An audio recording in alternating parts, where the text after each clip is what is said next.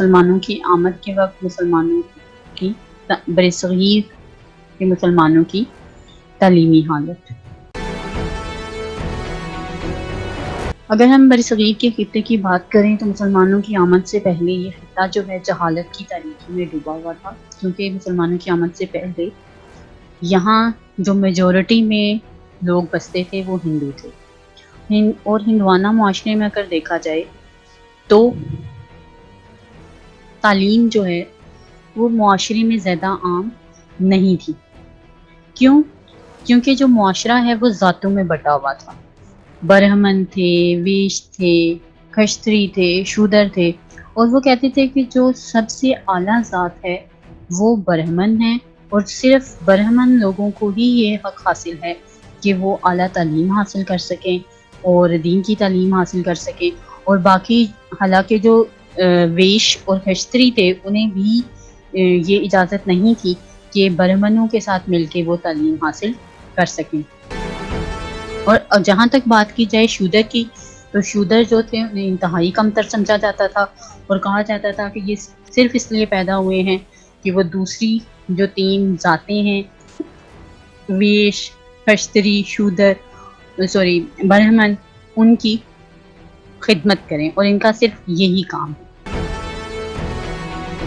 اور شودر بالکل بھی انہیں اجازت نہیں دی جاتی تھی کہ وہ تعلیم حاصل کریں۔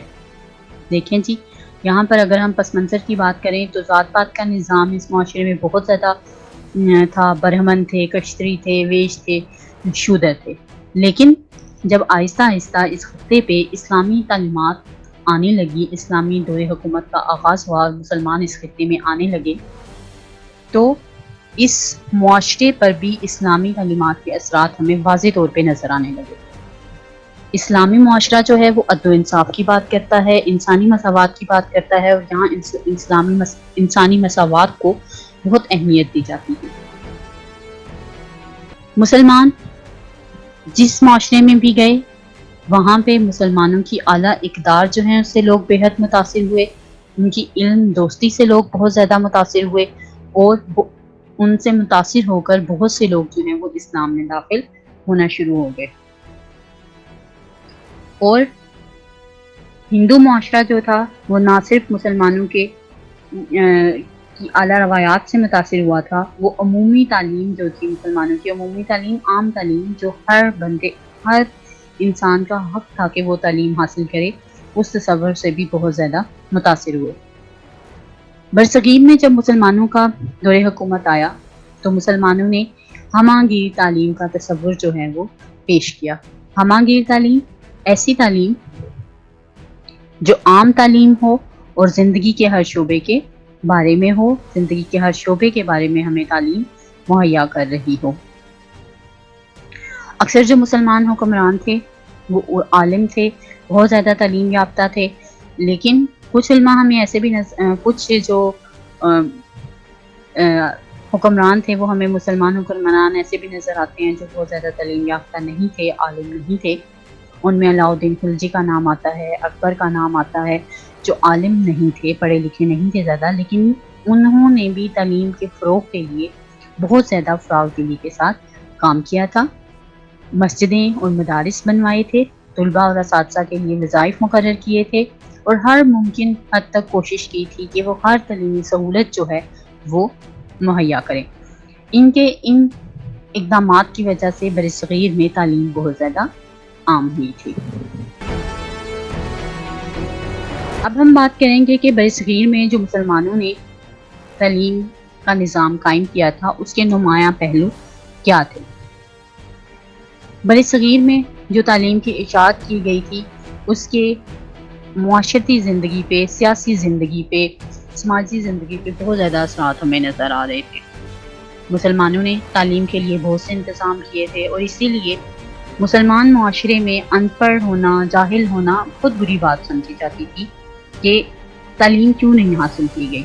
اسی لیے کہیں پہ بھی اگر دیکھا جاتا تھا کہ بڑی بڑی بستیاں ہیں، قصبے ہیں، تو وہاں تعلیم کے فروغ کے لیے مدرسے قائم کیے گئے تھے، اور وہ مدرسے جو ہیں وہ علیحدہ عمارتوں میں بھی ہو سکتے تھے، یہاں پہ مساجد کو بھی مدارس کے طور پہ استعمال کیا جا رہا تھا۔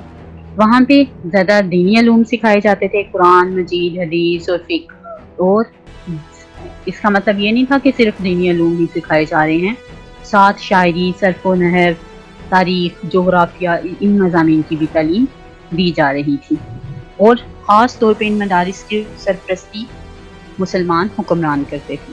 اس کے بعد انگریز جو ہیں وہ حاکم آئے، وہ انہوں نے حکمرانی کرنا شروع کی، تو انگریزوں نے مسلمانوں کے نظام تعلیم کو بہت زیادہ نقصان پہنچایا تھا۔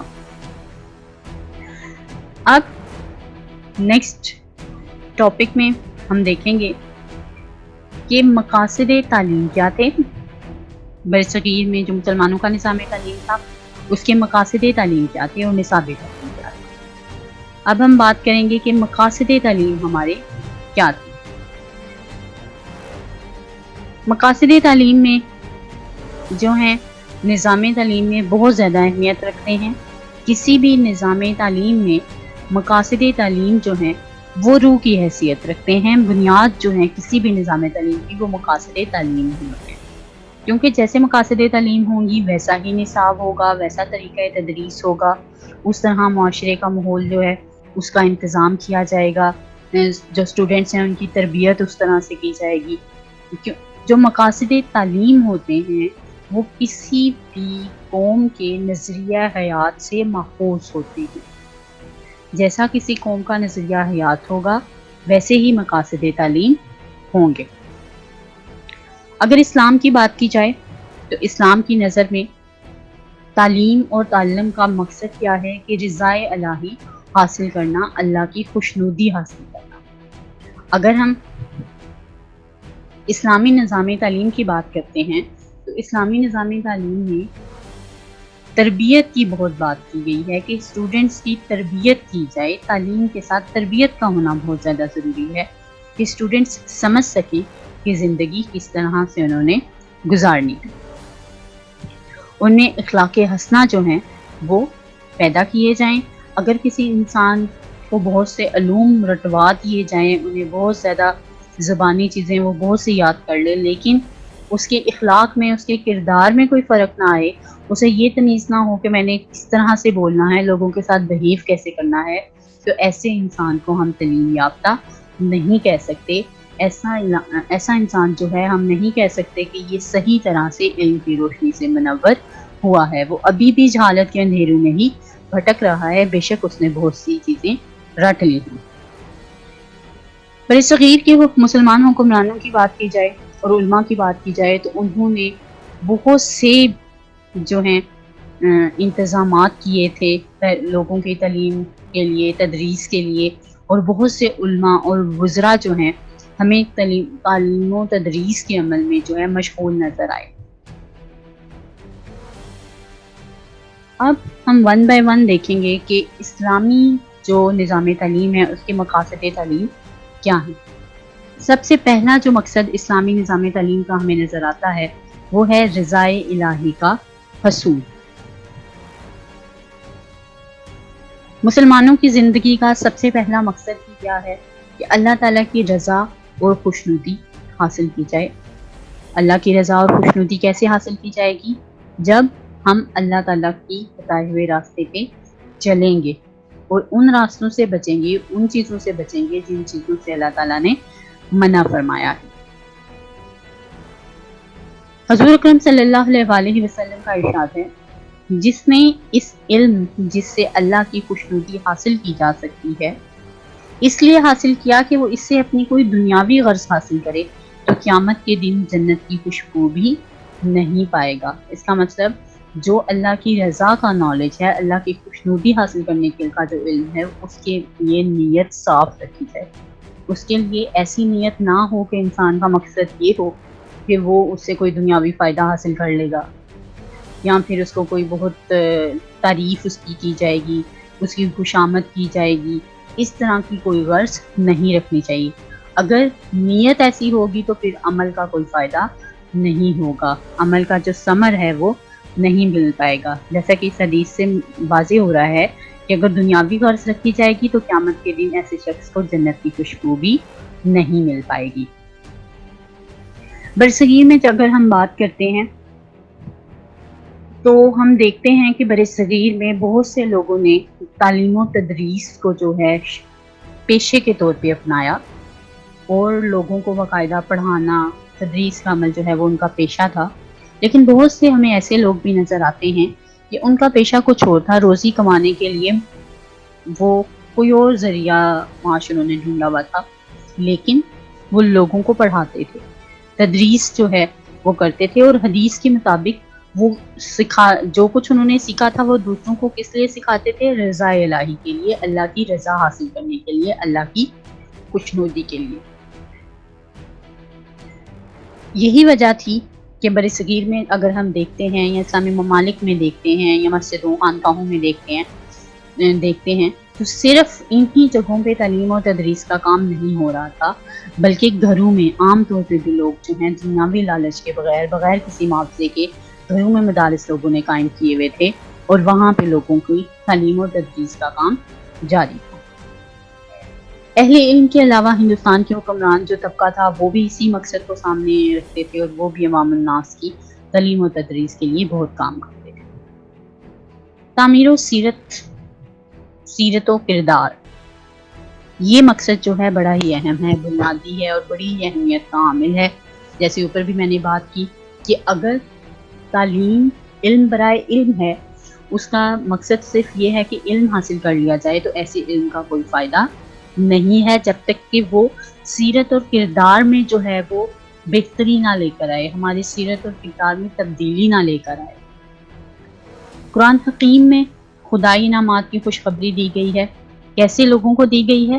کہ وہ ایمان لاتے ہیں اور ساتھ نیک کام بھی کرتے ہیں، ان کے جو اعمال ہیں وہ بھی نیک ہیں.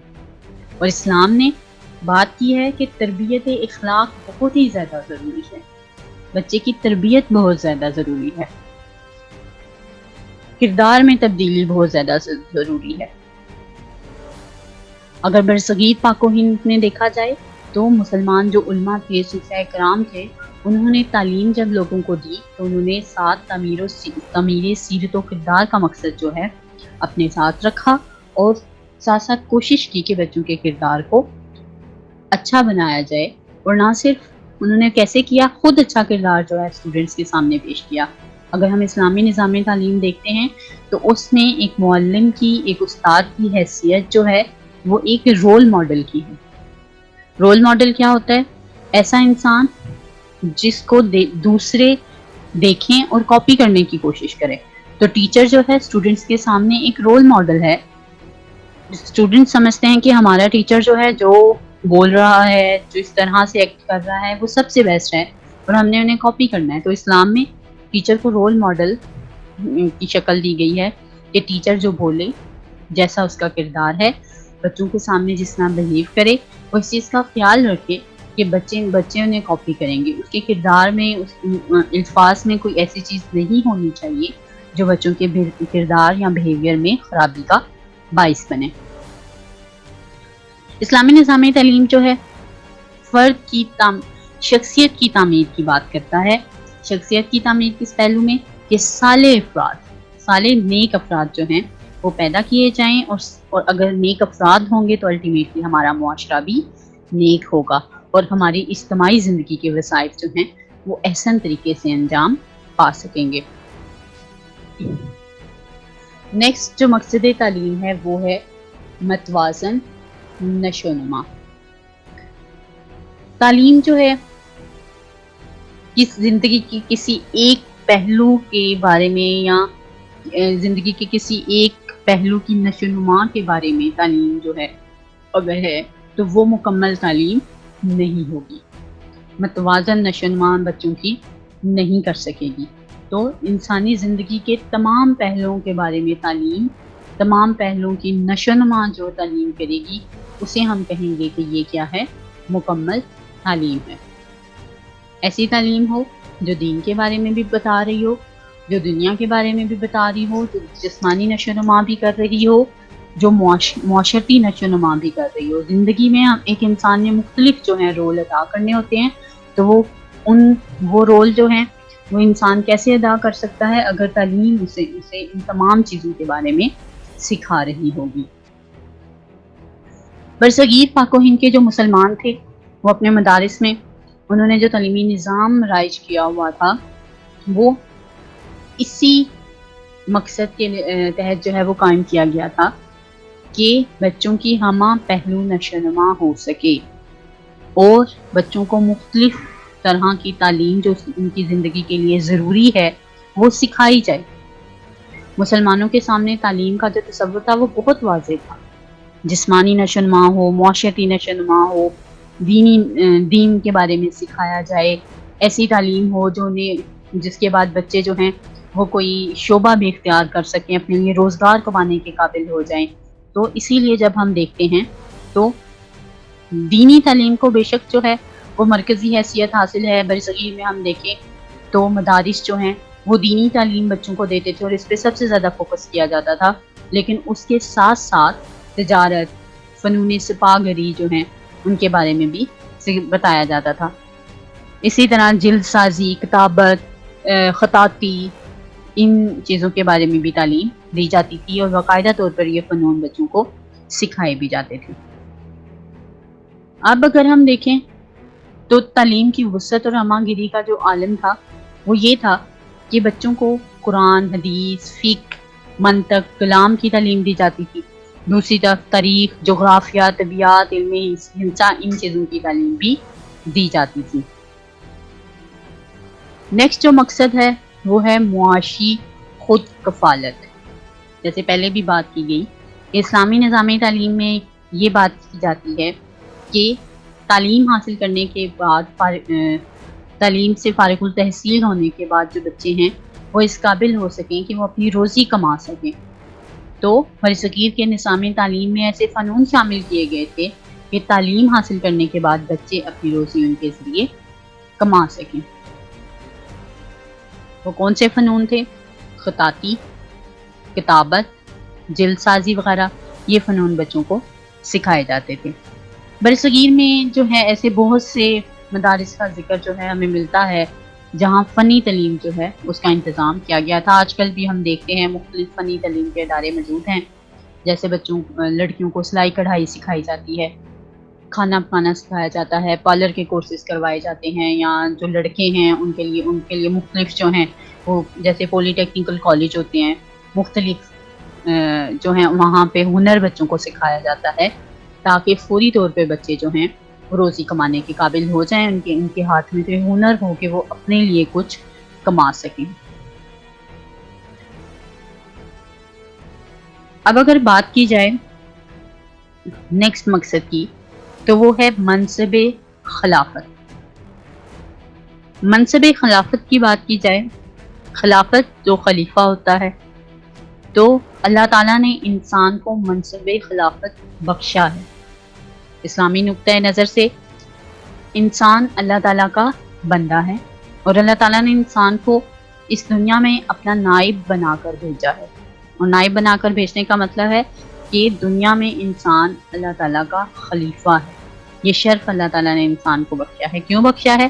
کیونکہ اللہ تعالیٰ نے انسان کو عقل دی ہے، اچھے برے میں تمیز سکھائی ہے، اور انسان کا اب یہ فرض ہے کہ جو اللہ تعالیٰ کی تعلیمات ہیں وہ دوسرے لوگوں تک پہنچائے، اللہ تعالیٰ کی حاکمیت کو قائم کرے اور دوسرے لوگوں پر یہ ثابت کر دے کہ اللہ تعالیٰ کی حاکمیت میں ہی سب کی بہتری ہے، اور تعلیم انسان کو اس مقصد کے لیے تیار کرے۔ نظام تعلیم ایسا ہونا چاہیے کہ جو اسٹوڈنٹس کو سمجھائے کہ ہمارا دنیا میں آنے کا مقصد کیا ہے، ہم نے لوگوں کو اچھائی کی طرف لے کر آنا ہے اور برائی سے روکنا ہے۔ نیکسٹ جو ہے وہ ہے تسخیر کائنات۔ تسخیر کائنات، کائنات میں چھپی ہوئی چیزوں کو کے رازوں کے بارے میں جاننا، اسرار و رموز کے بارے میں جاننا اور انہیں اپنے فائدے کے لیے استعمال کرنا۔ یہ چیز تسخیر کائنات آج کی دنیا میں بہت زیادہ ہے اور اس سے بہت زیادہ فائدہ حاصل کیا جا رہا ہے۔ جیسے زمین کے نیچے سے معدنیات نکالی جاتی ہیں مختلف اور انہیں اپنے فائدے کے لیے استعمال کیا جاتا ہے، لوہا ہے، تانبا ہے، کوئلہ ہے، اسی طرح تیل ہے، مختلف چیزیں جو ہیں، گیس ہے، قدرتی گیس ہے جو ہم اپنے گھر میں عام طور پہ استعمال کر رہے ہیں، وہ تمام چیزیں کس طرح سے آئیں؟ تعلیم انسان نے حاصل کی، اس تعلیم کو استعمال کرتے ہوئے، اپنی عقل کو استعمال کرتے ہوئے، وسائل کو استعمال کرتے ہوئے اس کائنات کو تسخیر کیا اور انہیں اپنے فائدے کے لیے استعمال کیا۔ اسی طرح دریا ہیں، چشمے ہیں، زمین ہے، درخت ہیں، پھل پھول ہیں، ان تمام چیزوں کو بھی اپنے فائدے کے لیے استعمال کیا اور ان تمام چیزوں کو قدرت کی نشانیاں سمجھتے ہوئے ان قدرت کی نشانیوں سے فائدہ حاصل کیا، اور جتنا انسان تسخیر کائنات کرتا چلا جائے گا اتنا ہی اللہ تعالیٰ کے قریب ہوتا چلا جائے گا۔ جیسے پہلے شاید انسان 10 ملکوں تک گھوم سکتا تھا، اب انسان نے اس قدر ترقی کر لی کہ اب انسان اس دنیا سے باہر جا کے، خلا میں جا کے دوسری دنیاؤں کو بھی جان سکتا ہے، اور وہاں پہ دوسری دنیاؤں میں جا کے تو وہ ستاروں تک پہنچ گیا اور سورج کے بارے میں جان لیا۔ اور آج ہم دیکھتے ہیں کہ مختلف جیسے ٹیلی فون کا نظام ہے یا نیٹ کا نظام ہے، مختلف اسپیس شپس جو ہیں اسپیس میں چھوڑی جا چکی ہیں، یہ تمام چیزیں کیسی ہوئیں؟ تسخیر کائنات کی وجہ سے ہوئی، تحقیق کی وجہ سے ہوئی، علم کی وجہ سے ہوئی، عقل کی وجہ سے ہوئی۔ تو مقصد تعلیم کیا ہونا چاہیے؟ کہ انسان کی سوچ کو وسیع کیا جائے، انسان کی سوچ جتنی وسیع ہوتی جائے گی اتنا ہی انسان جو ہے زیادہ چیزوں کے بارے میں جان سکے گا، اتنا چیزوں سے بہتر طریقے سے فائدہ اٹھا سکے گا۔ اچھا جی، یہ تو تھا ہمارا آج کا لیکچر اسٹوڈنٹس، آپ نے اسے اچھی طرح سے پڑھنا ہے۔ آج ہم نے دیکھا کہ برصغیر میں مسلمانوں کے نظام تعلیم کا پس منظر کیا تھا۔ اس میں ہم نے دیکھا کہ پہلے وہ ہندو معاشرہ تھا، وہ ذات پات میں بہت زیادہ بٹا ہوا تھا اور وہاں پہ انصاف نہیں تھا، لیکن جب اسلام آیا، اسلام نے معاشرے پہ اچھے اثرات مرتب کیے، ایکویلٹی آئی، اسلام بہت سے جو ہندو ہیں وہ دائرہ اسلام میں شامل ہو گئے، اور اسلام نے ہمہ گیر تصور تعلیم جو ہے لوگوں کے سامنے پیش کیا۔ مسلمان حکمران جو ہیں انہوں نے تعلیم کے فروغ میں بہت اہم کردار ادا کیا، تعلیم کے انتظامات بہت اچھے کیے، خود بھی تعلیم حاصل کی اور دوسرے لوگوں کو بھی تعلیم کی طرف راغب کیا۔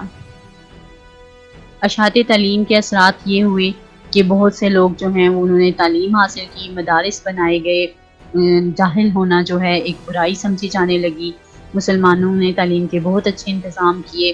اگر ہم مقاصد آج ہم نے دیکھا کہ برصغیر میں مسلمانوں کے نظام تعلیم کے مقاصد کیا تھے، تو ہم نے دیکھا کہ رضا الہی کا جو حصول تھا وہ سب سے پہلا مقصد تھا کہ اللہ تعالیٰ کی رضا حاصل کی جائے۔ کوئی جو ہے تعلیم اگر ہم کسی کو دے رہے ہیں، کسی کو کچھ سکھا رہے ہیں، تو اس کے پیچھے کوئی دنیاوی غرض جو ہے وہ نہیں ہونی چاہیے۔ تعلیم کو پیشے کے طور پر بھی اختیار کیا جا سکتا ہے۔ برصغیر میں بہت سے لوگوں نے اسے پیشے کے طور پر اختیار کیا تھا، لیکن بہت سے لوگ ایسے تھے کہ جن کا پیشہ تدریس نہیں تھا، لیکن پھر بھی وہ دوسرے لوگوں کو تعلیم سکھاتے تھے، تعلم کے لیے جو ہے وہ کام کرتے تھے۔ خانقاہوں میں، مدارس میں، گھروں میں جو ہے تعلیم عوام الناس تک پہنچائی گئی۔ اس کے بعد ہم نے تعمیر سیرت و کردار کی بات کی گئی کہ ایسے لوگ جو نیک کام کرتے ہیں، جو تعلیم وہ سیکھتے ہیں ان کے عمل میں بھی نظر آتی ہے، تو اللہ تعالیٰ نے ان کے لیے انعامات کی بات کی ہے۔ تربیت اخلاق کو تعلیم کا لازمی جز قرار دیا گیا ہے۔ برصغیر پاک و ہند میں جو علماء اور صوفیاء ہیں انہوں نے بچوں میں اچھے اخلاق پیدا کرنے کی بات کی ہے۔ معاشرے کی تشکیل جو ہے ان بنیادوں پر کی جائے کہ ہم اجتماعی زندگی کے وظائف جو ہیں احسن طریقے سے انجام دے سکیں۔ اس کے بعد متوازن رہنما کی بات کی گئی کہ تعلیم جو ہے ایسی ہونی چاہیے جو اسٹوڈنٹس کو زندگی کے ہر پہلو کے بارے میں تعلیم دے رہی ہو، صرف دینی تعلیم نہیں بلکہ تجارت کے بارے میں، فنون اسپاگری کے بارے میں، فقہ کے بارے میں، منطق کے بارے میں، کلام کے بارے میں، طبیعت کے بارے میں، جغرافیہ، علم ہندسہ کے بارے میں بھی تعلیم دی جا رہی ہو۔ تو برصغیر میں جو مسلمانوں کا نظام تعلیم تھا اس میں یہ چیز بڑی واضح دیکھی جا سکتی ہے۔ معاشی خود کفالت کی بات کی جائے تو اسلامی نظام تعلیم میں ہمیشہ اس بات کو اہمیت حاصل رہی ہے کہ فارغ التحصیل جو طلباء ہیں وہ اپنے لیے روزی کمانے کے قابل ہو جائیں. تو برصغیر کے نظام تعلیم میں یہ چیز بڑی اہم طریقے سے جو ہے وہ اس کو بڑی اہمیت دی گئی تھی. اسی لیے کتابت، خطاطی، جلد سازی ایسے جو علوم ہیں انہیں شامل کیا گیا تھا. اور بہت سے ایسے مدارس بھی تھے جہاں فنی تعلیم جو ہے دی جاتی تھی.